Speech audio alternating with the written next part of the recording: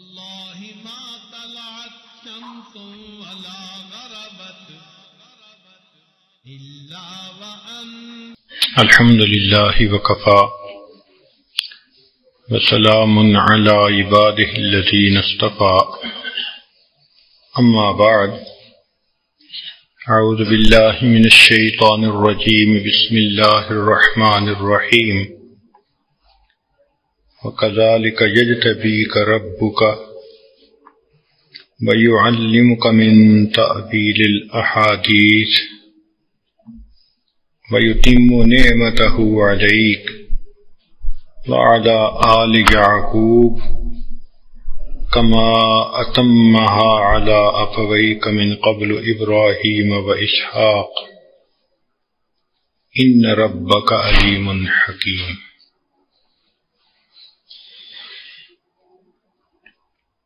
سبحان ربك رب العزة عما يصفون سلام على المرسلين والحمد لله رب العالمين. اللهم صل على سيدنا محمد وعلى آل سيدنا محمد وبارك وسلم. اللهم صل على سيدنا محمد وعلى آل سيدنا محمد وبارك وسلم. اللهم صل على سيدنا محمد وعلى آل سيدنا محمد وبارك وسلم.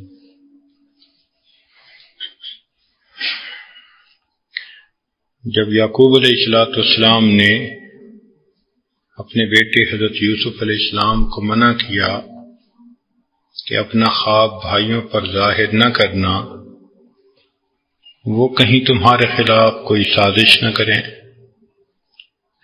تو ساتھ یہ بھی فرما دیا کہ وَكَذَلِكَ يَجْتَبِيكَ رَبُّكَ، اسی طرح پسند کرے گا تیرا رب تجھ کو، وَيُعَلِّمُكَ مِن تَأْوِيلِ الْأَحَادِيثِ، اور سکھائے گا تجھ کو باتوں کی تعویل، وَيُتِمُّ نِعْمَتَهُ عَلَيْكَ، اور پورا کرے گا اپنا انعام تجھ پر، وَعَلَىٰ آلِ یعقوب، اور یعقوب علیہ السلام کے گھرانے پر، کما اتمہا علی ابویک من قبل ابراہیم و اسحاق، جیسے انہوں نے تم سے پہلے تمہارے آبا ابراہیم علیہ السلام اور اسحاق علیہ السلام پر اپنی نعمتوں کو مکمل کیا۔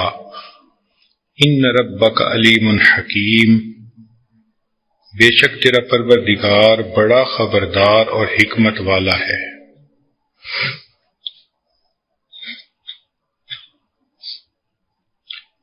اس آیت مبارکہ میں یعقوب علیہ السلام نے خوشخبری دی۔ وہ جانتے تھے کہ بیٹے نے جو خواب دیکھا ہے وہ سچا خواب ہے، اور اس خواب سے یہ معلوم ہوتا ہے کہ اللہ تعالیٰ ان پر اپنی نعمتیں ضرور اتارے گا۔ چنانچہ انہوں نے بیٹے کو بھی بشارت دے گی۔ وَكَذَلِكَ يَجْتَبِيكَ رَبُّكَ، اور اسی طرح تیرا رب تجھے چن لے گا۔ یہ مضارع کا صیغہ ہے، مستقبل کا معنی کہ آنے والے وقت میں، چونکہ اس وقت تو بچے تھے تو اس وقت تو نبوت نہیں ملی تھی، آنے والے وقت میں ملنی تھی، تو اس لیے فرمایا کہ تیرا رب تجھے چن لے گا۔ یہ اللہ رب العزت کا چناؤ ہے، جس کو چاہے چن لے۔ عام طور پر ذہن میں یہ ہوتا ہے کہ یہ اللہ کا چناؤ بہت خاص لوگوں کے ساتھ، جبکہ یہ چناؤ عام بھی ہے خاص بھی ہے۔ مثال کے طور پہ اللہ تعالیٰ نے ہمیں بھی چنا ہے۔ کیسے؟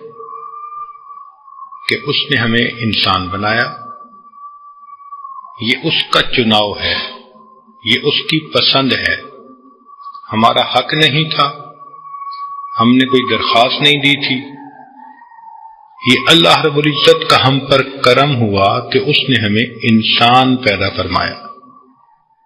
گدھا بنا سکتے تھے، بندر بنا سکتے تھے، خنزیر بنا سکتے تھے، کوئی چوپایا بنا سکتے تھے، مگر اللہ تعالیٰ نے انسان بنایا.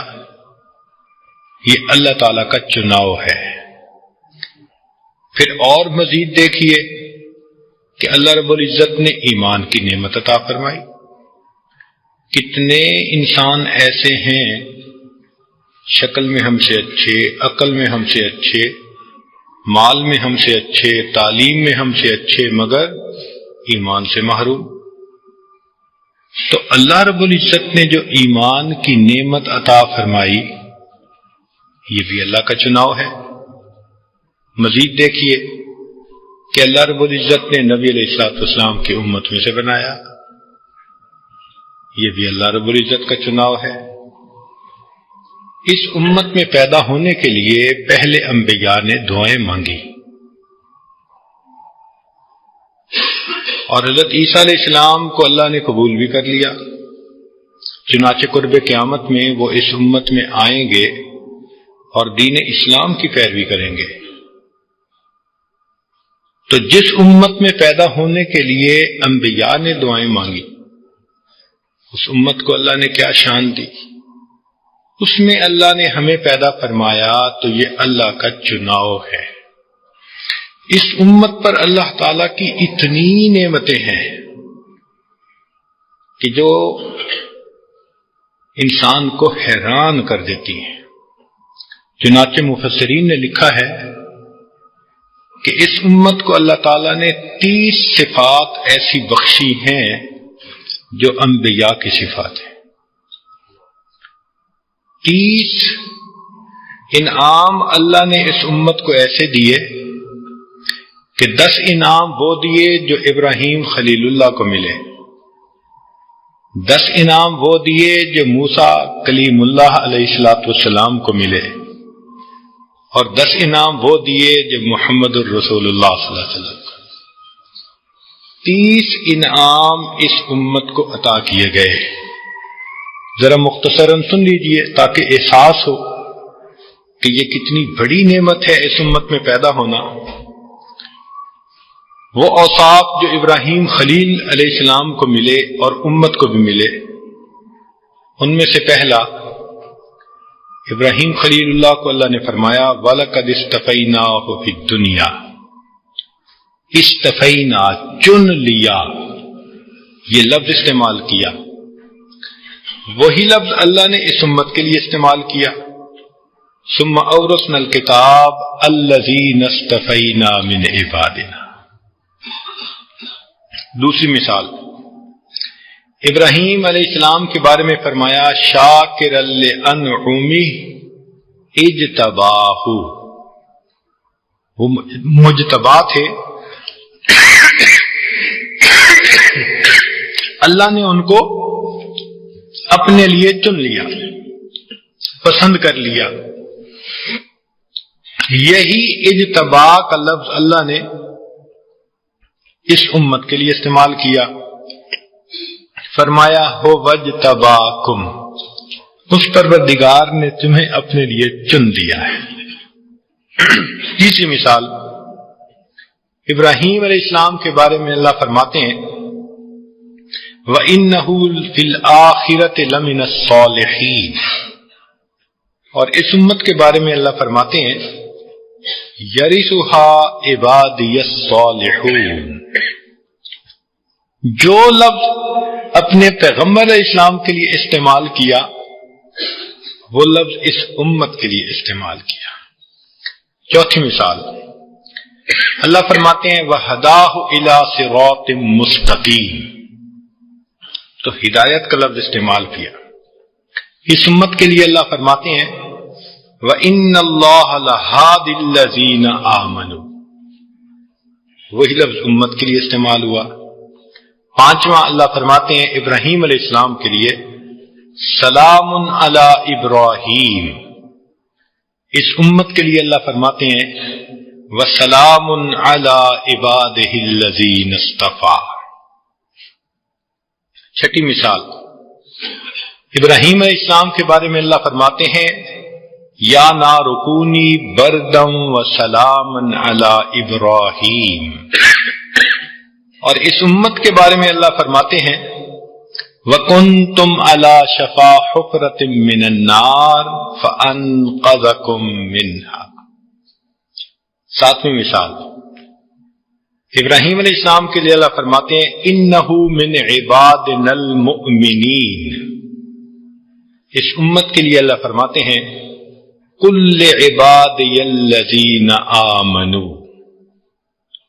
نویں مثال، ابراہیم علیہ السلام کے فرمایا تب علینا، یہ انہوں نے دعا مانگی تھی۔ ایمان والوں کے لیے فرماتے ہیں وَيَتُوبَ اللَّهُ عَلَى الْمُؤْمِنِينَ وَالْمُؤْمِنَاتِ۔ دسویں مثال کہ ابراہیم علیہ السلام نے دعا مانگی ربنا تقبل منا، اور اس امت کے لیے اللہ فرماتے ہیں اولئک الذین نتقبل عنہم احسن ما عملوا۔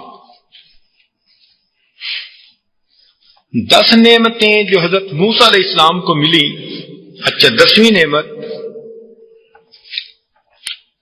فبشرناہ بغلام حلیم، ابراہیم علیہ السلام کے لیے یہ آیات اتری۔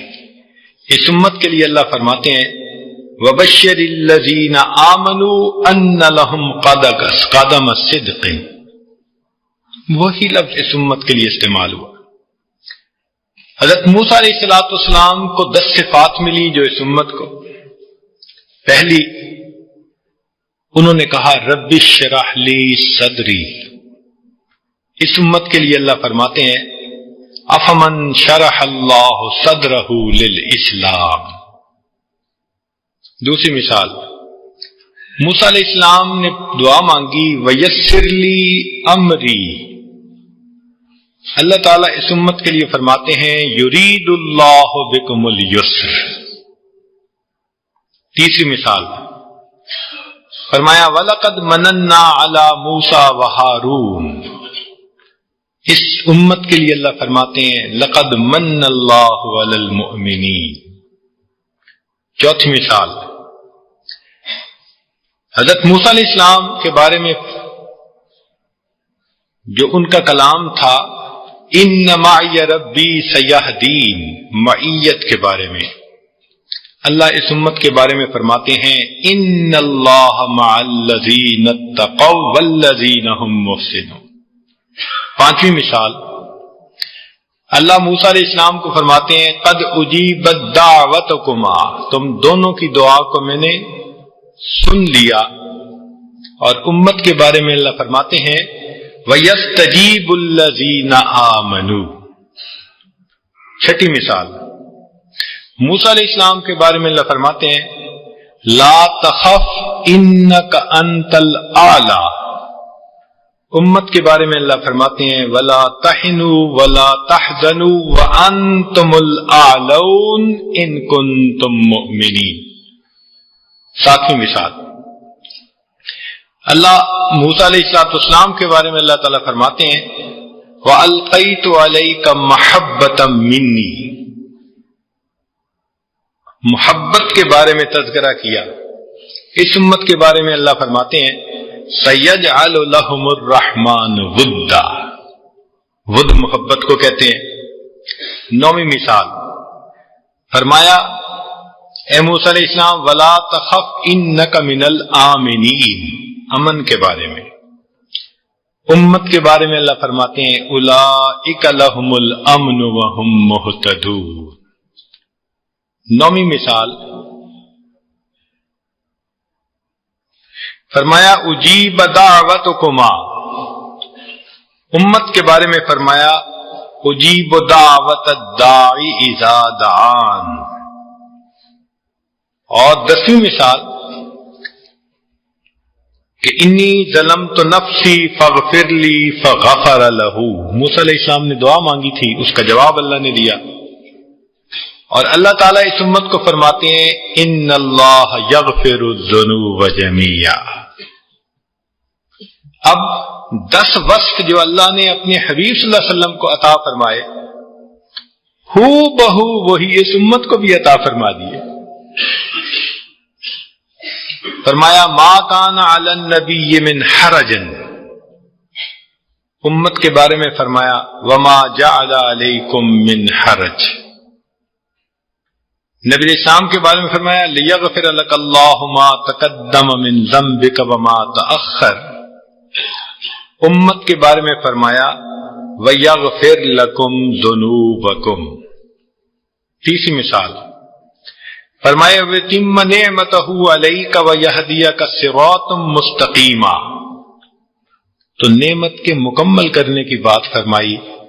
امت کے لیے فرمایا وَأَتْمَمْتُ عَلَيْكُمْ نِعْمَتِي. چوتھی مثال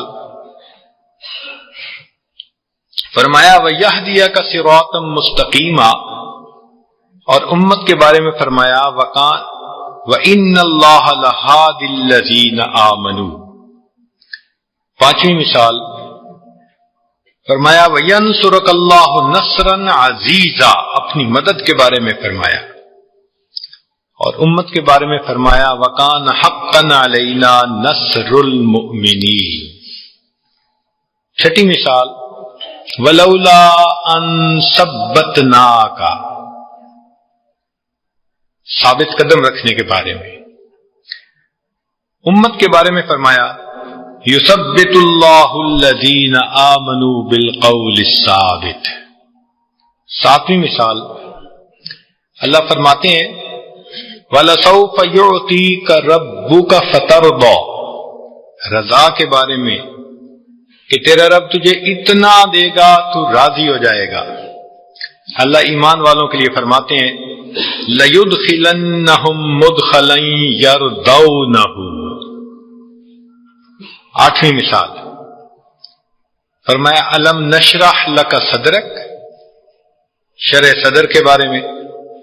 امت کے بارے میں فرمایا فَمَن يُرِدِ اللَّهُ بِهِ أَن يَهْدِيَهُ يَشْرَحْ صَدْرَهُ لِلْإِسْلَامِ.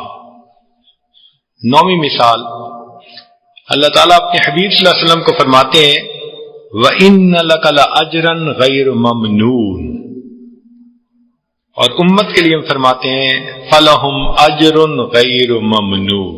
جو لفظ استعمال وہاں وہی لفظ استعمال یہاں. پھر 10ویں بات کہ گواہی کے بارے میں فرمایا وَجِئْنَا بِكَ عَلَىٰ هَٰؤُلَاءِ شَهِيدًا، اور امت کے بارے میں فرمایا لِتَكُونُوا شُهَدَاءَ عَلَى النَّاسِ. اور ایک 11ویں بات بھی سن لیجئے کہ اللہ تعالیٰ نے فرمایا اپنے حبیب صلی اللہ علیہ وسلم کے بارے میں ان اللہ وملائکتہ یصلون علی النبی، کہ ملائکہ اپنے نبی علیہ الصلوۃ والسلام کے اوپر درود نازل کرتے ہیں، رحمتیں بھیجتے ہیں. اس امت کے بارے میں هو الذی یصلی علیکم وملائکتہ، سبحان اللہ. تو امت کو اللہ نے دیکھو کیا شان بخشی کہ جو صفات اوصاف اللہ نے اپنے انبیاء کو دیے وہ اوصاف اس امت کے اولیاء کو عطا فرمائے. تو یہ اللہ رب العزت کا چناؤ ہے نا کہ اللہ نے ہمیں اس امت میں پیدا فرما دیا. اس پر ہم جتنا اللہ تعالی کا شکر ادا کریں یہ کم ہے. ہم تو فقط مال و دولت کو دیکھتے ہیں کہ یہ کیا نعمتیں ہیں اللہ کی. کبھی اس نعمت پر بھی غور کیا کہ یہ کتنی بڑی نعمت اللہ نے ہمیں بنا استحقاق کے عطا فرمائی ہوئی ہے. ساری زندگی سجدے میں پڑے رہیں ہم اس نعمت کا شکر ادا نہیں کر سکتے کہ اللہ رب العزت نے ہم پر یہ کرم فرمایا. تو اس سے معلوم ہوا کہ اللہ تعالیٰ نے اس امت کو 10 اوصاف وہ دیے جو موسیٰ علیہ السلام کو دیے تھے، 10 اوصاف وہ دیے جو ابراہیم علیہ السلام کو دیے تھے، اور اس امت کو 10 اوصاف وہ دیے جو نبی علیہ السلام کا تھا. تو اس کو کہتے ہیں اجتباعیت، چن لینا کسی کو، پسند کر لینا کسی کو.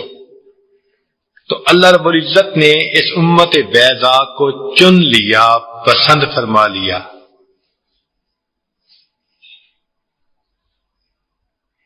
اللہ رب العزت نے 10 انبیاء کو 10 علوم کے لیے چنا۔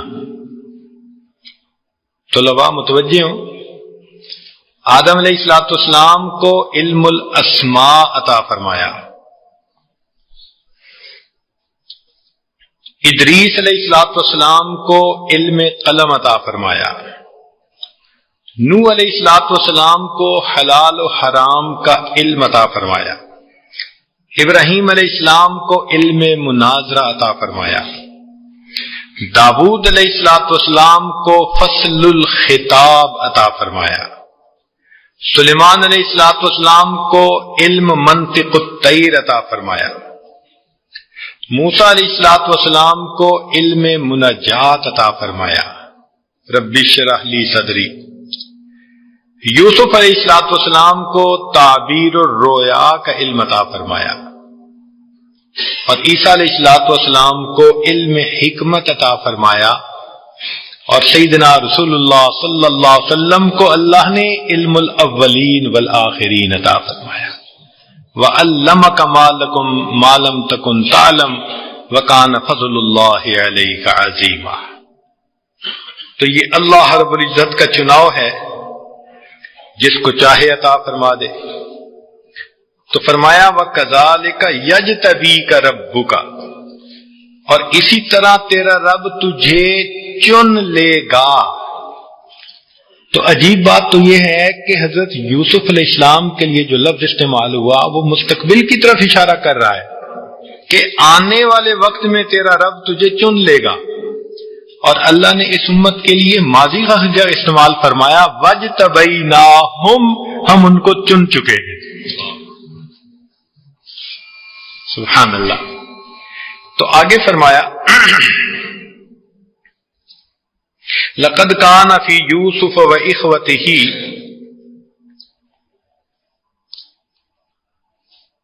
ہاں آگے فرمایا کما اتمها على ابويك من قبل ابراہیم واسحاق، کہ جیسے اللہ نے اپنی نعمتوں کو پورا کیا تمہارے دادوں پر، باپ دادا پر، اسحاق اور ابراہیم علیہ السلام۔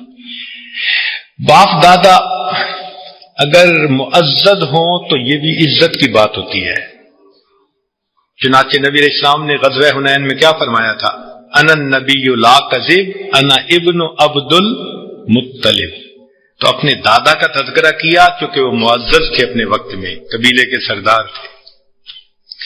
تو یوسف علیہ السلام کے تو دادا جو تھے وہ انبیاء تھے، یعقوب علیہ السلام والد نبی، اسحاق علیہ السلام دادا نبی، ابراہیم علیہ السلام پر دادا بھی نبی، تو وہ تو نبیوں کی اولاد تھے، ان کے لیے تو یہ بہت اعزاز کی بات تھی۔ تو یہ گھرانہ ہی سارا کا سارا منور گھرانہ تھا، گھرانے کا ہر فرد منور تھا۔ ای خانہ ہم آفتاب است، کہتے ہیں کہ اس گھر کا ہر فرد تو سورج کی مانند ہے، تو یہ وہ گھر تھا۔ ایک اصول یاد رکھیں کہ بیت الطیب سے ہی ابن الطیب نکلا کرتا ہے، اصول عام طور پر یہی ہے اللہ رب العزت کا۔ چنانچہ ابراہیم علیہ السلام کے گھرانے سے اسماعیل علیہ السلام جیسے بیٹے پیدا ہوئے،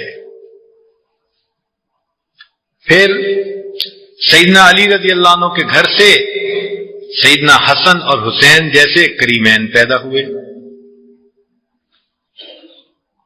عبداللہ ابن مبارک رحمت اللہ علیہ کے ماں باپ دونوں بہت نیک تہجد گزار تھے۔ سیدنا امام ابو حنیفہ رحمت اللہ علیہ کے ماں اور باپ دونوں بہت زیادہ نیک، علم والے اور عمل والے لوگ تھے۔ تو جب ماں باپ نیک ہوتے ہیں تو عمومی طور پر اللہ اولاد کو بھی انہی کی صفات عطا فرماتے ہیں۔ تو ہم اگر چاہتے ہیں کہ ہماری اولادیں بھی نیک ہوں تو ہمیں نیک بننا پڑے گا۔ فقط تمنا رکھنا کہ میں تو جیسا ہوں ایسا ہی رہوں، اولاد نیک ہو جائے، یہ کمزور تمنا ہے۔ بہتر یہ ہے کہ انسان پہلے اپنے آپ کی اصلاح کی فکر کرے اور پھر اپنی اولاد کے نیک ہونے کی دعا مانگے، تو اللہ رب العزت ایسے بندے کی دعا کو رد نہیں فرماتے۔ آگے فرمایا لقد کان فی یوسف و اخوتہ آیات للسائلین،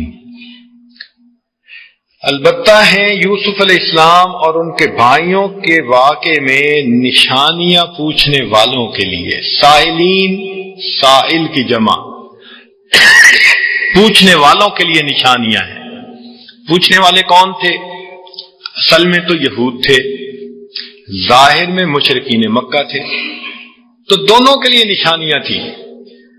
یہود کے لیے اس میں نشانیاں تھیں اور قریش کے لیے اس میں عبرت کی باتیں تھیں کہ دیکھو جیسے یوسف علیہ السلام کے واقعے میں یوسف علیہ السلام گھر سے نکلے، ظاہر میں ان کو پریشانی ملی، مگر وہی پریشانی ان کے لیے عزت کا سبب بن گئی، اور آنے والے وقت میں میرے حبیب صلی اللہ علیہ وسلم بھی اپنے گھر سے نکلیں گے، ہجرت کرنی پڑے گی، ظاہر میں پریشانی ہوگی مگر یہی پریشانی ان کے لیے عزتوں کا سبب بن جائے گی۔ تو مشرکین مکہ کے لیے بھی اس میں عبرت کی باتیں تھیں کہ دیکھو اخوان یوسف نے بھائی کے ساتھ جو کیا تھا ان کو ایک وقت آیا معافی مانگنی پڑی، اور قریش مکہ تم اگر ان کے ساتھ وہی کچھ کرو گے تو ایک وقت آئے گا کہ تمہیں بھی ان کے سامنے اسی طرح جھکنا پڑ جائے گا، اپنی غلطی کو تسلیم کرنا پڑ جائے گا۔ اذ قالوا لیوسف واخوہ احب الی ابینا منا ونحن عصبہ، یہاں ایک خاص بات دیکھیں کہ حضرت یعقوب علیہ السلام نے یوسف علیہ السلام کو خواب کی تعبیر نہیں بتائی کہ چاند کا یہ مطلب، سورج کا یہ مطلب، ستاروں کا یہ مطلب، نہیں۔ تو معلوم ہوا کہ قرآن مجید کی تعلیم یہ ہے کہ کام سے کام رکھو، خواہ مخواہ کی تفصیلات میں جا کر اپنے وقت کو ضائع مت کرتے پھرو۔ کچھ لوگوں کو دیکھا خواب دیکھ لیتے ہیں تو پھر ایک وقت میں 8-10 بندوں سے اس کی تعبیر پوچھتے ہیں اور پھر کمپیریزن کرتے پھر رہے ہوتے ہیں۔ قرآنی تعلیمات ایسی نہیں ہیں۔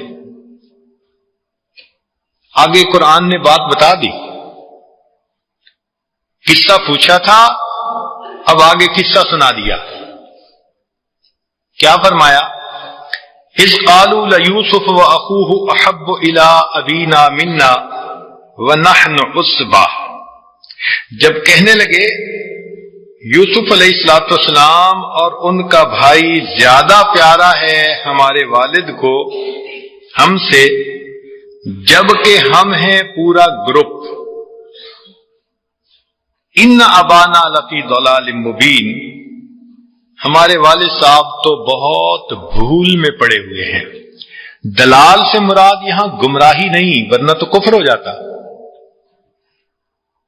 تو اس دلال سے مراد کہ ان کو بھول لگ گئی ہے، ان کا رویہ ٹھیک نہیں۔ اصل میں دو بھائی الگ ماں سے تھے اور باقی بھائی الگ ماں سے تھے، تو اس وجہ سے حضرت یعقوب علیہ السلام کو چھوٹوں سے محبت شفقت زیادہ تھی، پھر وہ ان کی صفات بھی بہت تھیں۔ اس رویے کی وجہ سے جو بڑے تھے وہ تنگ ہوتے تھے، دل میں تنگی محسوس کرتے تھے اور کہتے تھے کہ جو محبت ان کو ملتی ہے اس سے زیادہ ہمیں ملنی چاہیے، اور ان کو اپنے زیادہ ہونے کا بڑا ناز تھا۔ نحن عصبہ، ہم بڑا گروہ ہیں، گروپ ہیں۔ یہ جو ہوتا ہے نا کسی سے محبت زیادہ، یہ عام طور پر اللہ کے ہاں امتحان کا سبب بن جاتی ہے۔ جس سے محبت زیادہ ہوگی خود بھی امتحان میں بندہ پڑے گا، اگلا بھی امتحان میں پڑے گا۔ آپ ذرا غور کریں کہ آدم علیہ السلام کو حابیل سے محبت تھی، قابیل نے اسے قتل کر دیا۔ یوسف علیہ السلام سے ان کے والد کو محبت تھی، بھائیوں نے انہیں کنویں میں ڈال دیا۔ نبی علیہ السلام کو سیدنا حسن حسین سے محبت تھی، پھر دیکھیے ان پر کیا آزمائشیں آئیں۔ کہتے ہیں کہ یوسف علیہ السلام سے کسی نے بڑی محبت کا اظہار کیا، آپ تو بڑے خوبصورت ہیں، بڑی صفات والے ہیں۔ تو یوسف علیہ السلام فرمانے لگے کہ میاں محبت کا اظہار مت کرو، ابو جی نے کیا تھا تو میں کنویں میں پڑ گیا تھا، اور زلیخا نے کیا تو جیل میں جا پڑا تھا، تم رہنے ہی دو۔ تو آج کے دور میں بھی کوئی زیادہ محبت کا اظہار کرے تو اسے روکو، الا کہ خاوند اور بیوی کا معاملہ ہو، وہ تو الگ بات ہے۔ اس میں تو شریعت کہتی ہے کہ جتنا محبت کا اظہار ہو اتنا کم ہے۔ اس میں تو شریعت نے خود اجازت دی، حکم دیا، بلکہ خیرکم خیرکم لأہلہ۔ اس تعلق کے علاوہ محبت ہو بھی صحیح، اظہار نہ کرے۔ اظہار کرنا چاہیے اللہ تعالی کی محبت کا۔ وہ پسند کرتے ہیں کہ احب میں ہوں، اس لیے تو فرمایا ان کان آباؤکم و ابناؤکم و اخوانکم و ازواجکم و عشیرتکم و اموال اقترفتموها و تجارت تخشون کسادها و مساکن ترضونها احب الیکم من اللہ و رسولہ و جہاد فی سبیلہ فتربصوا۔ تو احب تو اللہ کی ذات ہے، یعنی سب محبتوں سے غالب محبت کس کی ہونی چاہیے؟ اللہ رب العزت کی ہونی چاہیے، اور باقی نسبتیں اس کی وجہ سے ہونی چاہیے۔ اب بھائیوں نے کیا کیا؟ آگے فرمایا اقتلوا یوسف او اطرحوہ ارضا یخل لکم وجہ ابیکم وتکونوا من بعدہ قوما صالحین۔ یوسف کو قتل کر دو، اَوِطْرَحُوهُ أَرْضًا يَخْلُ لَكُمْ وَجْهُ أَبِيكُمْ، یا پھینک دو کسی جگہ میں کہ خاص ہو جائے تم پر توجہ تمہارے والد کی، وَتَكُونُوا مِن بَعْدِهِ قَوْمًا صَالِحِينَ، اور ہو جانا اس کے بعد تم نیک آدمی، یعنی یہ کام تم کر لو اس کے بعد نیک ہو جانا۔ اب یہاں دو باتیں قابل غور ہیں کہ بھائیوں نے فیصلہ کیا کہ یوسف کو قتل کر دیں۔ واقعی حسد ایسی بیماری ہے کہ انسان دوسرے کا وجود برداشت نہیں کر سکتا، اس کا جی چاہتا ہے کہ یہ روئے زمین کی بجائے زیر زمین چلا جائے۔ تو حاسد دوسرے کو قتل کرنے کے ہی درپے ہوتا ہے۔ ذرا غور کیجئے، نوح علیہ السلام کو قوم کے سرداروں نے کیا کہا تھا؟ ہم تمہیں پتھر اتنے ماریں گے کہ تمہیں مار ڈالیں گے۔ ابراہیم علیہ السلام کو قوم نے کیا کہا؟ قالوا حرقوہ، آگ میں جلا دو۔ موسیٰ علیہ السلام کو فرعون نے کیا کہا تھا؟ ان الملأ یأتمرون بک لیقتلوک، قتل کی دھمکی دی تھی جو اسمبلی کے ممبر تھے۔ حضرت عیسیٰ علیہ السلام کو یہود نے یہی کچھ کیا، اپنی طرف سے کوشش کی۔ اللہ فرماتے ہیں وما قتلوہ وما صلبوہ ولکن شبہ لہم بل رفعہ اللہ الیہ۔ اور نبی علیہ السلام کے ساتھ بھی یہی ہوا۔ وَإِذْ يَمْكُرُ بِكَ الَّذِينَ كَفَرُوا لِيُثْبِتُوكَ أَوْ يُخْرِجُوكَ أَوْ يَقْتُلُوكَ۔ دیکھا، یا حبس بیجا میں رکھیں، یا دیس نکالا دے دیں، یا پھر ہمیشہ کے لیے ان کو شہید کر کے جان چھڑائیں. یہ کافروں نے پلان کیا تھا. تو معلوم ہوا کہ حاسد ہمیشہ محسود کو قتل کرنے کے درپے ہوتا ہے. اسی لیے ایسی نظروں سے دیکھتا ہے کہ جیسے نظروں سے اگر گرا سکتا ہو تو گرا کے دکھا دے.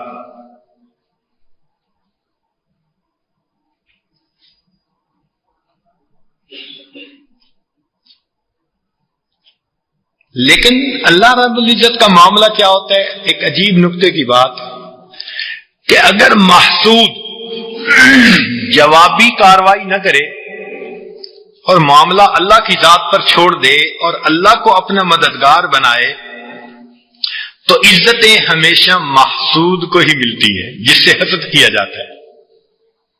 ذرا غور کیجئے. نوح علیہ السلام نجی اللہ بن گئے، ابراہیم علیہ السلام خلیل اللہ بن گئے، موسیٰ علیہ السلام کلیم اللہ بن گئے، اور عیسیٰ علیہ السلام روح اللہ بن گئے، اور نبی علیہ السلام محمد الرسول اللہ بن گئے.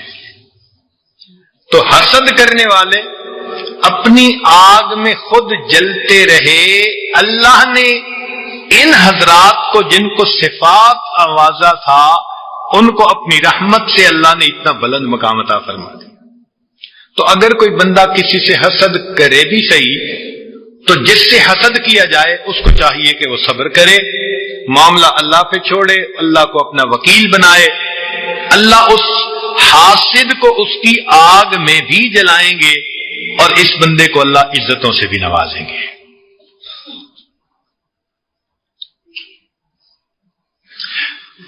آگے لفظ ہے غور طلب، وَتَكُونُوا مِن بَعْدِهِ قَوْمًا صَالِحِينَ، کہ ہو جانا اس کے بعد تم نیک آدمی. یہ نفس اور شیطان کا پکا حملہ ہوتا ہے کہ بندے کے ذہن میں گناہ کا جب خیال ڈالتا ہے نا تو ساتھ یہ بھی ڈالتا ہے بس ایک دفعہ، بس ایک دفعہ، بس آخری دفعہ، پھر میں اچھا ہو جاؤں گا. تو آج بھی شیطان کا یہی داؤ چلتا ہے. وَتَكُونُوا مِن بَعْدِهِ قَوْمًا صَالِحِينَ، کہ تم ایک دفعہ گناہ کر لو، بس ایک دفعہ یہ کر، ایک دفعہ یہ گناہ ہو جائے پھر میں توبہ کر لوں گا. تو جو بندہ اس خیال میں رہا کہ ایک دفعہ، اس کا مطلب ہے اس کی جان شیطان کبھی نہیں چھوڑے گا، یہ گناہ میں دھس جائے گا. اس لیے گناہ سے بچنے کا ایک ہی طریقہ کہ ایک دفعہ بھی نہیں کرنا.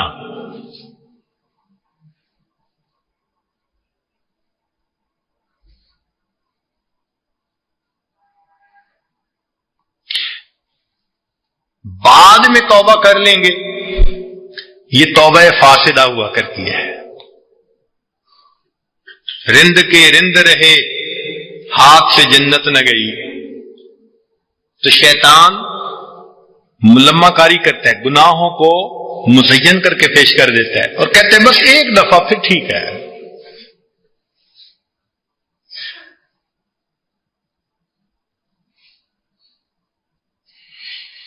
مگر ایک فرق بھی سمجھ لیجئے، نقطہ ہے علمی طور پہ، کہ کچھ لوگ گناہ کرتے ہیں جن کی توبہ کی کوئی نیت ہی نہیں ہوتی. ایسا گناہ بندے کو کفر تک پہنچا دیتا ہے. یا گناہ کرتے ہیں اور گناہ پہ خوش ہوتے ہیں، لوگوں کو بتاتے ہیں خوش ہو کے میں نے فلاں کو ایسے بے وقوف بنایا، فلاں کو میں نے ایسے مکر اس کے ساتھ کیا، اور میں نے یوں فلاں سے اپنا تعلق جوڑا. تو گناہ کرنا اور اس پر خوش ہونا یہ ایمان کے سلب ہونے کی وجہ بن جاتی ہے. یا گناہ کرنا، توبہ کی نیت نہ ہونا، یہ محرومی القسمت ہونے کا سبب بن جاتا ہے. اور ایک ہے کہ بندے کے اوپر نفس غالب ہو، شیطان غالب ہو، ماحول غالب آ جائے اور بندہ نفس سے مجبور ہو کے گناہ کر لے مگر اپنے آپ کو مجرم سمجھ رہا ہو، یہ پھر بھی نسبتاً ہلکی بات ہے۔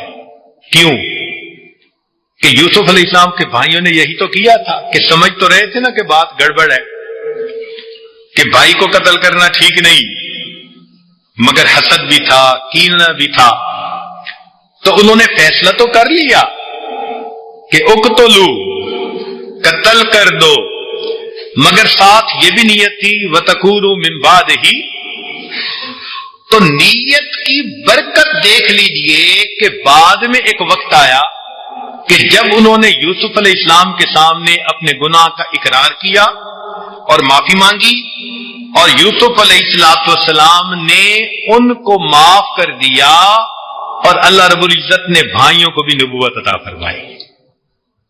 چنانچہ مفسرین نے لکھا ہے کہ حضرت یعقوب علیہ السلام نے جو کہا تھا نا آل یعقوب، تو انہوں نے خواب کی تعبیر سمجھ لی تھی کہ میرے دوسرے بیٹوں کو انہوں نے ستاروں کی طرح دیکھا ہے، اور ستارے نور والے ہوتے ہیں، منور ہوتے ہیں، ظلمت ان میں نہیں ہوا کرتی۔ اس کا مطلب یہ کہ اگر یوسف کو اللہ بلند درجہ دے گا تو باقی بھائی بھی ستارے تو بنیں گے نا۔ اس لیے فرمایا تھا کہ آل یعقوب پر اللہ اپنی نعمت کو مکمل کرے گا، لہذا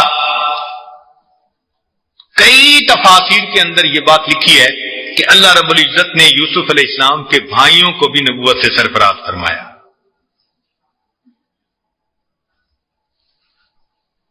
آگے فرمایا قال قائل منہم لا تقتلوا یوسف، بولا ایک بولنے والا ان میں سے کہ مت قتل کرو یوسف علیہ السلام کو، وَأَلْقُوهُ فِي غَيَابَةِ الْجُبِّ، اور ڈال دو اس کو کسی اندھے کنویں میں، گمنام کنویں میں، یلتقطہ بعض السیارہ، اٹھا لے جائیں گے اس کو کوئی قافلے والے مسافر، ان کنتم فاعلین، اگر تم نے کچھ کر ہی گزرنا ہے۔ بھائی قتل نہ کرو، کہیں پھینک دو، کوئی لے جائے گا تو تمہاری نگاہوں سے تو دور ہو جائے گا نا، تمہارا مطلب تو پورا ہو گیا کہ اب والد صاحب کے سامنے وہ نہیں ہوگا، تم ہوگے، اور ساری محبتیں تم انجوائے کرو گے۔ چنانچہ بھائیوں نے ایسا ہی کیا، اور پلان کر کے وہ اپنے والد کے پاس آئے اور یہ کہنے لگے قالوا یا ابانا ما لک لا تأمنا علی یوسف وانا له لناصحون، کیا بات ہے کہ آپ ہم پر اعتبار نہیں کرتے یوسف کے بارے میں، اور ہم تو اس کے بڑے خیر خواہ ہیں۔ یہ بات ذہن میں رکھیے گا کہ ہر گمراہ کرنے والا ہمیشہ خیر خواہ بن کے آتا ہے، ہر گمراہ کرنے والا ہمیشہ خیر خواہ، کوئی عقیدے کا فساد پھیلائے یا عمل کا فساد پھیلائے، عقیدے کا فساد پھیلائے یا عمل کا، بن کے ناسے آئے گا۔ آپ دیکھیں شیطان ناسے بن کے نہیں آیا تھا، قسمیں کھائیں، وقاسمہما، آدم علیہ السلام اور حوا کے سامنے قسم کھائی، انی لکما لمن الناصحین، میں تو تمہارا بڑا خیر خواہ۔ تو خیر خواہی کے رنگ میں آ کے اس نے بدخواہی کی، تو معلوم ہوا کہ گمراہ کرنے والا بھی خیر خواہ بن کے آتا ہے، اور آج کے دور میں بھی اسی طرح۔ چنانچہ ایک نیک نوجوان کو جو دوست برے راستے پر لے جاتے ہیں وہ خیر خواہ بنتے ہیں اصل میں، کہ ہم تو تمہارے اصل دوست ہم ہیں، تب دوسرا اعتماد کرتا ہے اور گمراہ ہوتا ہے۔ جو بچیوں کو، نیک بچیوں کو برائی کی طرف لے جاتے ہیں وہ بھی خیر خواہ بن کے آتے ہیں، ہم تو نکاح کرنا چاہتے ہیں، ہم اپنانا چاہتے ہیں تمہیں، ہم تمہیں پرپوز کرنا چاہتے ہیں، اور بچی کے لیے یہ ایسا ٹریپ ہوتا ہے کہ وہ اعتماد کر جاتی ہے اور اس کے بعد راستے سے بھٹک جاتی ہے۔ اب پتہ کیسے چلے کہ نیکی کی بات کرنے والا بھی خیر خواہ ہوتا ہے اور برائی کی بات کرنے والا بھی خیر خواہ کی شکل میں آتا ہے؟ تو قرآن مجید نے فیصلہ کر دیا کہ دیکھو انبیاء اصل خیر خواہ تھے، اور انہوں نے آ کے اپنی قوم کو کیا کہا تھا؟ انا لکم ناصح امین، میں خیر خواہ ہوں اور امین بھی ہوں۔ جو خیر خواہ تو بنے مگر ہو بددیانت، اس کا کیا معنی؟ وہ گمراہ کرنے والا بندہ ہے۔ اب یہاں قرآن مجید کے دو الفاظ سے بات نکھر کے سامنے آ گئی۔ جو خیر خواہی کا دعویٰ کرے تو یہ دیکھو کہ وہ آگے کہنے کو کرنے کو کیا کہہ رہا ہے۔ اگر وہ راستے سے بھٹکا رہا ہے، نشے آور چیزوں پہ لگا رہا ہے، تعلیم سے ہٹا کے برے کاموں میں لگا رہا ہے، تو اس کا مطلب ہے وہ خائن ہے، وہ امین نہیں ہے۔ تو بھائیوں نے کہا وَإِنَّا لَهُ لَنَاصِحُونَ، دلوں میں خیانت تھی اور زبان کے اوپر نصیحت تھی۔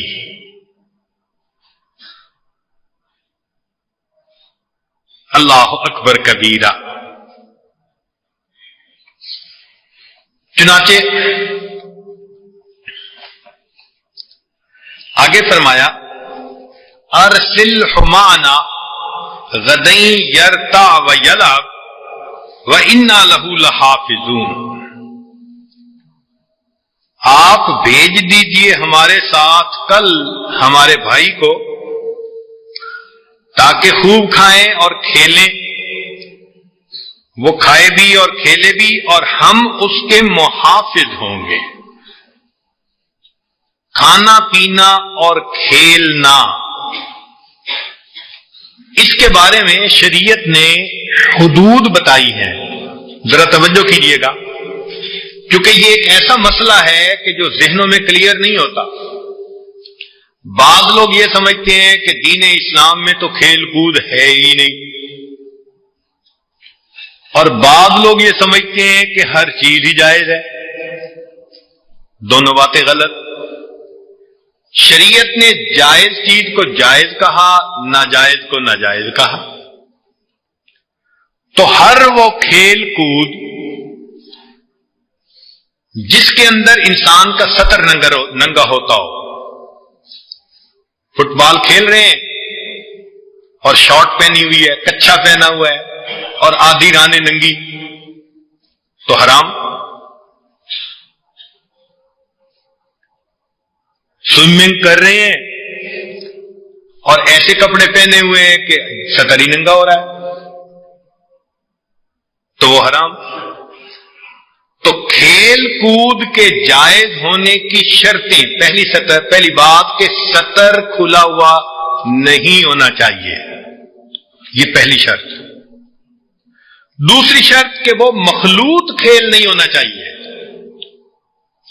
اب یہ نہیں ہے کہ سوئمنگ ہو رہی ہے تو مرد بھی حصہ لے رہے ہیں، عورتیں بھی حصہ لے رہی ہیں۔ مخلوط کھیل اگر ہوگا تو وہ ناجائز ہوگا۔ تیسری بات، اگر کھیل میں موسیقی کا استعمال ہوگا تو بھی حرام ہوگا، اور اگر کھیل میں ناچنا کودنا شامل ہوگا تو بھی حرام ہوگا۔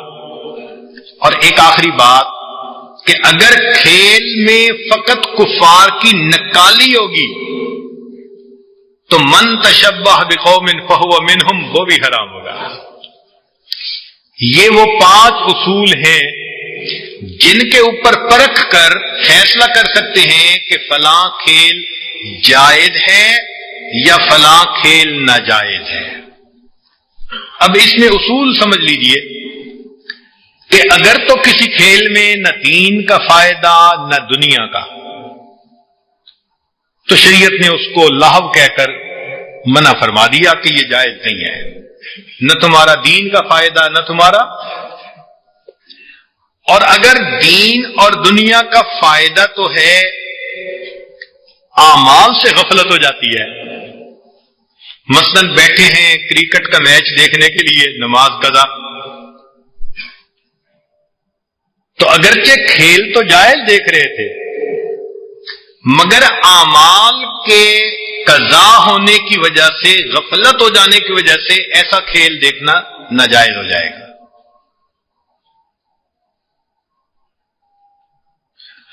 اور اگر دین یا دنیا کا فائدہ تو ہو مگر شریعت کے احکام کے خلاف ہو تو پھر بھی ناجائز۔ چنانچہ ہم ہر کھیل کو ان اصولوں کے مطابق جانچیں گے، قیامت تک نئے سے نئے کھیل آتے رہیں گے۔ اور دین اسلام کا حسن دیکھیے کہ دین اسلام ان کو اصولوں کے اوپر ناپ تول کرے گا، پورے اتریں گے تو جائز، نہیں اتریں گے تو ناجائز۔ مثال کے طور پر اگر پورے کپڑوں کے ساتھ فٹ بال کھیلتے ہیں تو جائز، مگر نماز قضا نہ ہو، مخلوط مجمع نہ ہو، موسیقی نہ ہو، ناچ نہ ہو، یہ چیزیں سب نہ ہو، فقط فٹ بال کا کھیل کھیل رہے ہیں تو وہ جائز ہے۔ ہاکی کھیلنا جائز ہے، والی بال کھیلنا جائز ہے، ٹینس کھیلنا جائز ہے، بیڈمنٹن کھیلنا، باسکٹ بال کھیلنا، یہ سب گیم کھیلنی جائز ہیں، مگر اصول اپنی جگہ رہیں گے۔ کشتی کھیلنا جائز، سطر نہیں کھلنا چاہیے، کبڈی کھیلنا جائز، تیراکی سوئمنگ جس کو کہتے ہیں جائز، مگر سطر نہیں کھلنا چاہیے۔ دوڑ کا مقابلہ کرنا، تیر اندازی کا، گھوڑ سواری کا، نیزہ بازی کا سب جائز ہے، مگر اصول اپنی جگہ رہیں گے کہ ان کھیلوں کے درمیان نہ احکام شریعت چھوٹنے چاہیے نہ احکام شریعت چھوٹنے چاہیے۔ اس لیے شطرنج ایک کھیل تھا، اتنا لوگ اس میں مصروف ہو جاتے تھے کہ ان کو پتہ ہی نہیں چلتا تھا نمازوں کا، تو حنفیہ نے تو اس کو مکروہ کہا اور مالکیہ نے اس کو جائز کہا، اس شرط کے ساتھ کہ نماز قضا نہ ہو۔ اب اسی شطرنج کے اوپر قیاس کریں گے آج کی کمپیوٹر گیمز کو، نیا دور آ گیا نا، تو کمپیوٹر گیم پہ جسم کا فائدہ تو ہے نہیں، ورزش تو ہے نہیں، ہاں یہ کہہ سکتے ہیں کہ جی ذہنی ایک گیم ہے اور ذہنی ورزش ہو جاتی ہے، تو معلوم ہوا کہ وہ بھی شطرنج کی طرح کی ہی ایک گیم ہے، اس وقت تک جائز جب تک احکام شریعت چھوٹتے بھی نہیں یا ٹوٹتے بھی نہیں۔ چھوٹ جائیں گے یا ٹوٹ جائیں گے تو یہ کمپیوٹر گیمز بھی ناجائز ہو جائیں گے، یا گیمز تو ہیں مگر عورتوں کے ننگے جسم ہے۔ تو کوئی بھی چیز جو گناہ کی شریعت نے کہی ہے وہ نہیں ہونی چاہیے۔ تو ان اصولوں کو سامنے رکھ کے آپ بتا سکتے ہیں کسی بھی کھیل کے بارے میں کہ فلاں کھیل جائز ہے یا فلاں کھیل ناجائز ہے۔ تو دین اسلام نے ورزش کرنے والے، جسم کو نفع پہنچانے والے تمام کھیلوں کو کھیلنے کی اجازت دی ہے، اور ایسے کھیل ہی فائدہ دیتے ہیں۔ اس لیے آپ دیکھیں گے کہ مدارس کے اندر طلباء سارا دن پڑھتے ہیں اور عصر کے بعد اساتذہ کی نگرانی میں، ان کی ہمراہی میں وہ اپنے کھیل بھی کھیلتے ہیں، تو وہ ایک اچھی چیز ہے کہ جسم کی ورزش ہو جاتی ہے۔ ہم نے اپنی امت کو، قوم کو کوئی لنگڑا لولا تو نہیں بنا دینا، عضو معطل تو نہیں بنا دینا کہ ان کو کہیں کہ تم نے بس ایک قدم بھاگنا نہیں، یہ اعمال کرنے چاہیے تاکہ اچھی صحت حاصل ہو سکے، مگر کرنے میں شریعت کے احکام مقدم ہوں گے، نہ حکم چھوٹے اور نہ حکم ٹوٹے۔ تو یرتا و یلعب اس لفظ سے گویا ہمیں یہ تمام کھیلوں کی مسائل جو تھے وہ واضح ہو گئے۔ جب انہوں نے یہ کہا بھائیوں نے کہ یوسف علیہ السلام کو ہمارے ساتھ بھیجیں، ہم کھیلیں گے، کھائیں گے، پیئیں گے، تو یعقوب علیہ السلام کو اللہ نے فراست مومنانہ عطا فرمائی تھی، وہ ان کی نیت کو پہچان گئے، فرمانے لگے قال انی لیحزننی ان تذهبوا به واخاف ان یاکلہ الذئب وانتم عنہ غافلون، مجھے ڈر ہوتا ہے، غم ہوتا ہے اس کا کہ تم اسے لے جاؤ اور اس کو کھا جائے کوئی بھیڑیا اور تم اس سے غافل ہو جاؤ۔ عام طور پہ ایسے ہوتا ہے کہ بڑوں کے ساتھ چھوٹے جاتے ہیں تو بڑے تھوڑی دیر تو ان کا خیال رکھتے ہیں، پھر اپنے کھانے پینے بھاگنے دوڑنے میں چھوٹے کی طرف دھیان نہیں رہتا۔ تو یعقوب علیہ السلام اس بات کو پہلے ہی سمجھ گئے، یہ ان کی فراست مومنانہ تھی کہ وہ سمجھ گئے کہ ایسا نہ ہو کہ یہ اپنے بھائی سے غافل ہو اور جنگل میں بھیڑیا بچے کو کھا جائے۔ تو فرمایا انی لیحزننی، مجھے غم ہوتا ہے۔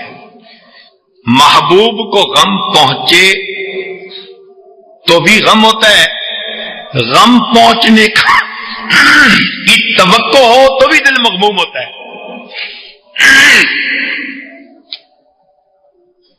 ماں پریشان ہوتی ہے تو جی میرا بچہ کھا پی نہیں رہا، طبیعت نہ خراب ہو جائے، بیمار نہ ہو جائے، ابھی بیماری شروع نہیں ہوئی وہ پہلے ہی پریشان ہو جاتی ہے، تو یہ حزن ہوتا ہے۔ یہاں پر ایک اور نقطے کی بات سن لیجئے کہ سیدنا صدیق اکبر رضی اللہ تعالیٰ عنہ جب غار ثور میں گئے تو ان کے دل میں اس وقت ایک غم تھا کہ کہیں کفار پکڑ نہ لیں اور میرے آقا صلی اللہ علیہ وسلم کو ایذا نہ پہنچائیں، تو وہ غم زدہ تھے، اور ان کے غم کی کیفیت کو دیکھ کے نبی علیہ السلام نے فرمایا تھا لا تحزن ان اللہ معنا، کہ تو گھبرا نہیں، تو ڈر نہیں، اللہ ہمارے ساتھ ہے۔ اب اہل تشیع حضرات اس آیت کو سامنے رکھ کے نہ کہتے ہیں کہ صدیق اکبر لانو معاذ اللہ بزدل تھے، حضرت علی لانو تو بڑے بہادر تھے، اور حضرت بکر صدیق لانو وہ تھوڑ دلے تھے، چھوٹا دل تھا، غم زدہ ہو گئے۔ اس سے وہ یہ لفظ نکالتے ہیں حزن کے لفظ سے، حالانکہ یہ بات کا غلط مطلب نکالنے والی بات ہے۔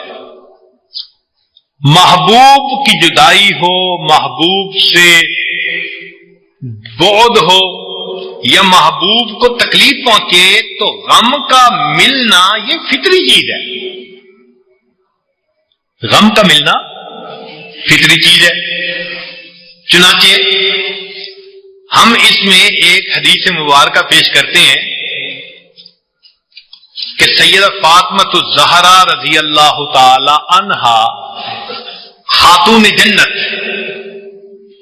جو ان کے نزدیک شاید نبوت سے بھی اونچا بلند درجہ رکھنے والی خاتون ہو، ان کو بھی حزن ہوا۔ وہ کیسے کہ جب اللہ کے حبیب صلی اللہ علیہ وسلم کی وفات ہوئی تو حدیث میں آتا ہے کانت اشد الناس توجعا لوفات رسول اللہ صلی اللہ علیہ وسلم، نبی علیہ السلام کی وفات پر فاطمہ الزہرا لانا سب سے زیادہ درد مند اور پرغم تھی، حیث حزنت لفراق والدہا۔ اب وہی حزن کا لفظ استعمال ہوا نا، اس لیے کہ والد گرامی کے فراق سے ان کو حزن ہوا، حزنن شدیدن، اور یہ حزن بھی بڑا شدید تھا۔ وَأَخَذَتْ تَذْبُلُ، اور وہ پگھلنے لگ گئی، من جراء ذالک یوما بعد یوم، ہر دن وہ اس غم کے اندر پگھل رہی تھی. حتی توفیت بعد 6 اشہر من وفات رسول اللہ، حتیٰ کہ نبی علیہ السلام کے وفات کے 6 مہینے کے بعد وہ اس دنیا سے پردہ فرما گئی. اب یہاں بھی تو حزن کا لفظ استعمال ہوا، تو کیا حزن کا ترجمہ یہاں بھی بزدلی کریں گے؟ اور سنیے نبی علیہ الصلوۃ والسلام، اچھا سیدہ فاطمہ الزہرا اللہ عنہا کے حزن کے بارے میں اور سنیے. ولما توفی نبی صلی اللہ علیہ وسلم، جب نبی علیہ السلام کی وفات ہوئی، حزنت علیہ، تو فاطمہ الزہرا رضی اللہ عنہا بہت غمزدہ ہوئی. وبکت ہو، اور روئی. وقالت، اور کہنے لگی، یا ابتاہ الی جبریل ننعاہ، یا ابتاہ اجاب ربا دعاہ، یا ابتاہ جنت الفردوس مثواہ. وقالت بعد دفنہ، اور جب نبی علیہ السلام کو دفن کر دیا گیا تو انہوں نے انس لانو سے یہ الفاظ کہے، یا انس کیف طابت انفسکم ان تحسوا التراب علی رسول اللہ، تمہارے دلوں نے یہ کیسے گوارا کر لیا کہ تم اللہ کے حبیب صلی اللہ علیہ وسلم کی قبر پر مٹی ڈال کے میرے پاس آ گئے. تو یہ ایک فطری غم ہوتا ہے محبوب سے جدائی کا، یا محبوب پہ کسی پریشانی کے آنے کا. تو یہی لفظ نبی علیہ السلام کے لیے استعمال ہوا. قرآن مجید میں اللہ تعالیٰ نہیں فرماتے لا کہ اے میرے حبیب صلی اللہ علیہ وسلم، اگرچہ ان کافروں نے آپ کے ساتھ مکر کیا، آپ صبر کیجیے.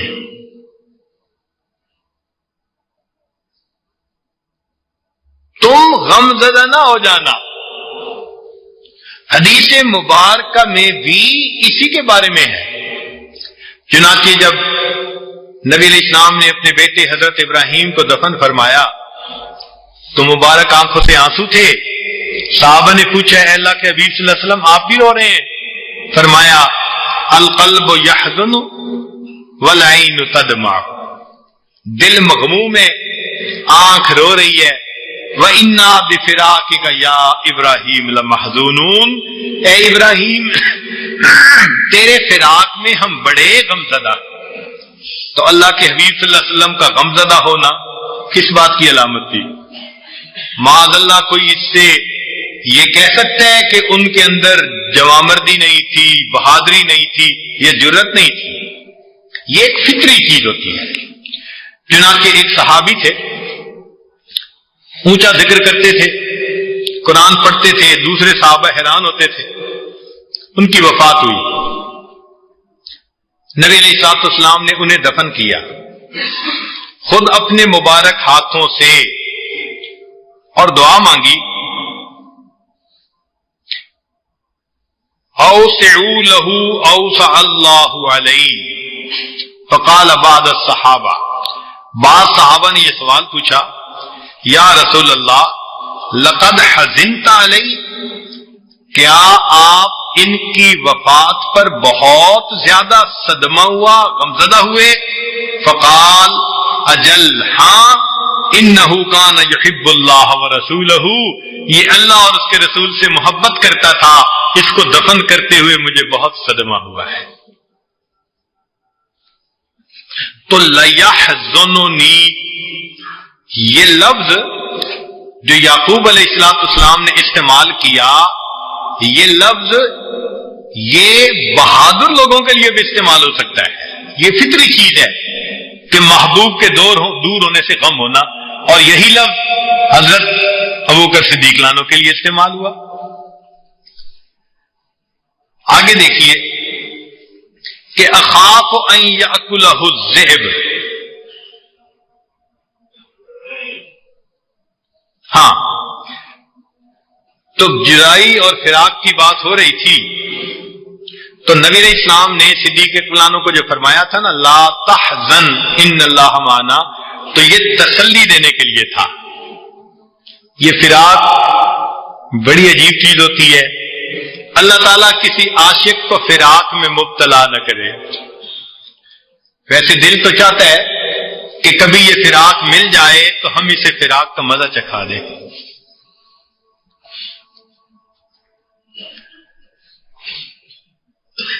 موت کی گھڑی کا فراق تو تھوڑی دیر کا ہوتا ہے کہ غم، اور یہ فراق کا غم تو عاشق کے لیے ہمیشہ کا ہوا کرتا ہے۔ آگے فرمایا اخاف ان یأکلہ الذئب، مجھے ڈر ہے اس کو کہیں بھیڑیا نہ کھا لے۔ یہ یعقوب علیہ السلام نے فراست کی وجہ سے پہچان لیا۔ یہ فراست مومن کو تقوی کی وجہ سے عطا ہوتی ہے، اس لیے نبی علیہ السلام نے فرمایا اتقوا فراست المؤمن فإنه ينظر بنور اللہ، مومن کی فراست سے ڈرو، وہ اللہ کے نور سے دیکھتا ہے۔ چنانچہ کتابوں میں لکھا ہے کہ 3 لوگوں کی فراست بہت عجیب تھی۔ ایک عزیز مصر کی فراست کہ اس نے یوسف علیہ السلام کو دیکھتے ہی پہچان لیا تھا کہ یہ بڑی صفات والا بچہ ہے، تو اپنی بیوی کو کہا تھا کہ اسے اچھے انداز سے رکھنا، ہمیں اس سے فائدہ ہوگا۔ دوسرا فرعون کی بیوی کہ اس نے موسیٰ علیہ السلام کو دیکھ کے پہچان لیا تھا، کہنے لگی عسیٰ ان ینفعنا او نتخذہ ولدا۔ اور تیسرا فرماتے ہیں کہ سیدنا صدیق اکبر رضی اللہ تعالیٰ عنہ، ان کی فراست کہ انہوں نے عمر لانوں کو پہچان لیا تھا کہ اگر میں اپنے بعد ان کو خلیفہ بناؤں گا تو یہ اسلام کے مضبوط ہونے میں مدد دیں گے۔ تو واقعی یہ تینوں کی فراست بڑی عجیب تھی، مگر اس کے ساتھ 2 اور کی فراست بھی عجیب ہے، تو 3 اور 2 5 ہو جائیں گے۔ وہ کون سی؟ ایک موسیٰ علیہ السلام کی بیٹی کی فراست، یعنی ایک شعیب علیہ السلام کی بیٹی کی فراست کہ اس نے موسیٰ علیہ السلام کو دیکھ لیا تو والد کو جا کر رپورٹ دی انہو قوی امین، کہ یہ نوجوان بڑا قوی بھی ہے اور امین بھی ہے۔ اس نے پہچان لیا تھا کہ اس نوجوان کے اندر کتنی حیا ہے، کتنی پاک دامنی ہے، اور کتنا یہ قوی ہے، اور کتنا یہ اپنے فرائض کا احساس کرنے والا اور دوسرے کی تکلیف کو بانٹنے والا ہے۔ تو اس نے جا کے اپنے والد شعیب علیہ السلام سے کہا، اور اللہ نے پھر اسی بچی کا ان سے نکاح کروا دیا۔ اور ایک اور ہستی بھی تھی، کتابوں میں لکھا ہے یا نہیں، لیکن واقعی اس کی فراست پہ بھی قربان جائیں۔ وہ کون تھی؟ وہ خدیجہ الکبریٰ رضی اللہ تعالی عنہ۔ ان کی فراست نے محمد بن عبداللہ کو پہچان لیا کہ یہ آنے والے وقت میں محمد الرسول اللہ بن جائیں گے، اس لیے انہوں نے نکاح کا پیغام بھیجا تھا۔ یہ فراست مومنانہ بھی عجیب ہے۔ چنانچہ حضرت عمر لانو کی فراست کا واقعہ سن لیجئے۔ عورت آئی، امیر المومنین میرا خاوند ساری رات تہجد پڑھتا ہے، سارا دن روزہ رکھتا ہے، اور یہ کہہ کے چلی گئی۔ اب لوگ بڑے حیران کہ یہ آئی ہے اور اپنے خاوند کی تعریف کر کے چلی گئی کہ میرا خاوند ساری رات تہجد پڑھتا ہے، سارا دن روزہ رکھتا ہے۔ تو امیر المومنین نے پہچان لیا، مان لگے نہیں یہ شکوہ کر کے گئی ہے کہ اگر ساری رات تہجد پڑھے گا، سارا دن روزہ رکھے گا تو گھر والوں کے لیے وقت کب نکالے گا۔ تو انہوں نے پھر ابی ابن کعب لانو جو اس وقت قاضی تھے ان کو فرمایا کہ اس کا فیصلہ کرو۔ تو انہوں نے خاوند کو بلایا اور کہا کہ بھئی آپ تو بڑے عبادت گزار ہیں۔ انہوں نے کہا کوشش کرتا ہوں۔ فرمایا کہ آپ 3 دن رات کو تہجد پڑھیں، دن میں روزہ رکھیں، مگر چوتھے دن چھٹی کریں اور وہ گھر والوں کے ساتھ ٹائم گزاریں۔ جب فیصلہ کر لیا تو لوگ ان کے فیصلے پہ بھی بڑے حیران ہوئے کہ جی آپ نے یہ کہاں سے جو ہے نا وہ نکتہ نکالا؟ انہوں نے کہا دیکھو اللہ تعالیٰ نے ایک مرد کو زیادہ سے زیادہ 4 شادیوں کی ایک وقت میں اجازت دی، تو اگر کسی کی 4 شادیاں ہو تو ایک بیوی کو پھر چوتھے دن دوبارہ پھر وقت ملے گا نا، باری آئے گی۔ تو میں نے کہا کہ بھائی تم 3 دن تو اپنی مرضی سے گزار سکتے ہو، لیکن چوتھا دن تمہیں اپنے اہل خانہ کو دینا پڑے گا۔ یہ فراست تھی ان حضرات کی۔ حضرت علی عنہ کے پاس ایک دفعہ مقدمہ آیا، مگر مقدمہ بڑا عجیب تھا۔ ایک نوجوان لڑکا تھا، وہ کہتا تھا کہ یہ میری ماں ہے، اور عورت کہتی تھی کہ یہ میرا بیٹا نہیں ہے۔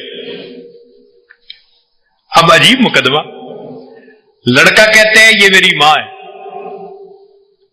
عورت کہتی ہے یہ میرا بیٹا نہیں ہے، فیصلہ کون کرے؟ اب سب پریشان کہ عورت کہتی ہے میرا بیٹا نہیں، اور بیٹا کہتے ہیں کہ یہ میری ماں ہے۔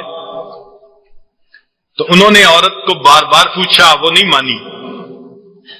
تو انہوں نے پوچھا کہ تیرا خاوند ہے؟ اس نے کہا نہیں میرا خاوند نہیں ہے اس وقت۔ انہوں نے کہا اچھا میں تیرا اس لڑکے سے نکاح کرتا ہوں۔ جب انہوں نے کہا میں تیرا اس لڑکے سے نکاح کرتا ہوں، کہنے لگی نہیں یہ میرا بیٹا ہے۔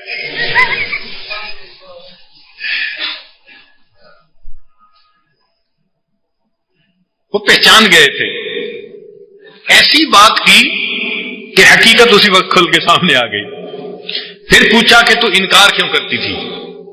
تو اس نے پھر کہا کہ میرے بھائی نے میرا نکاح ایک حبشی سے کر دیا تھا، اور میں سفر میں اس حبشی کے ساتھ کچھ عرصہ رہی اور پھر وہ فوت ہو گیا، مگر میرا بیٹا ہوا تو میں اپنے گھر کو واپس لوٹ آئی اور میں نے بیٹا کسی عورت کو دے دیا تھا۔ اب یہ بڑا ہوا تو یہ تلاش کرتا کرتا میرے تک آ پہنچا۔ مجھے آر محسوس ہوتی تھی کہ ایک حبشی بچہ کالا وہ اپنی نسبت میرے ساتھ کرے، جبکہ میرے زیادہ رشتہ داروں کو پتہ بھی نہیں، تو میں نے اس لیے انکار کیا تھا۔